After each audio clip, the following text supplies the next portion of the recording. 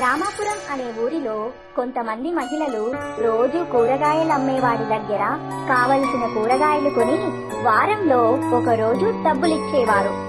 అదే ఊరిలో చెట్టుపై దయ్యం ఉండేది.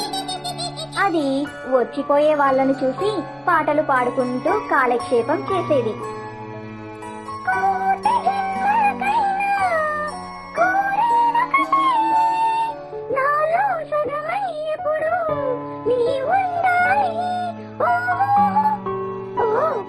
ఆడక్కలందరూ మీటింగ్ పెట్టినట్టున్నారు, చూద్దాం. మహిళలందరూ సమావేశమై మాట్లాడుతూ ఉంటారు. దయ్యం వారి ముచ్చట్లు వింటుంది. వారి చర్చలోకి కూరగాయల డబ్బుల లెక్కల విషయం వచ్చింది.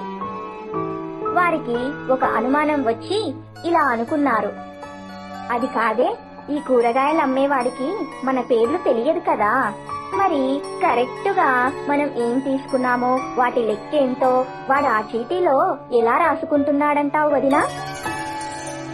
దయ్యం కూడా, అవును కదా, వాడు ఎలా తీసుకుంటున్నాడబ్బా, ఎలాగో నేనెవ్వరికి కనబడను కదా, వాడు వచ్చాక ఎలాగో తెలుసుకుందాం. మరుసటి రోజు ఎప్పటిలాగే ఆ కూరగాయలు అమ్మేవాడు పొద్దున్నే వచ్చాడు. రోజులాగే మహిళలందరూ ఎవరికి కావలసిన కూరగాయలు వాళ్ళు కొనుక్కున్నారు. ఇంతలో దయ్యం వచ్చి వాడి లెక్కల చీటిని తీసుకొని ఎలా లెక్కలు రాసుకున్నాడో చూసి అవాక్కైపోయింది. పడి పడి నవ్వుకుంటుంది. ఇప్పుడు ఈ చీటీని ఈ పిచ్చి ముఖాలను చూస్తే పాపం వీళ్ళ ముఖాలు చూడలేను బాబు అని పకపకా నవ్వుకుంటుంది.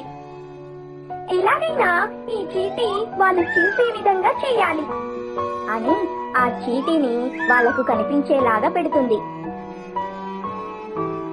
వాళ్ళు ఆ చీటీని తీసుకుని దూరంగా వెళ్లి అందరూ అందులో ఎలా వీడు లెక్కలు రాసుకున్నాడో చూసి కోపంతో ఊగిపోయారు.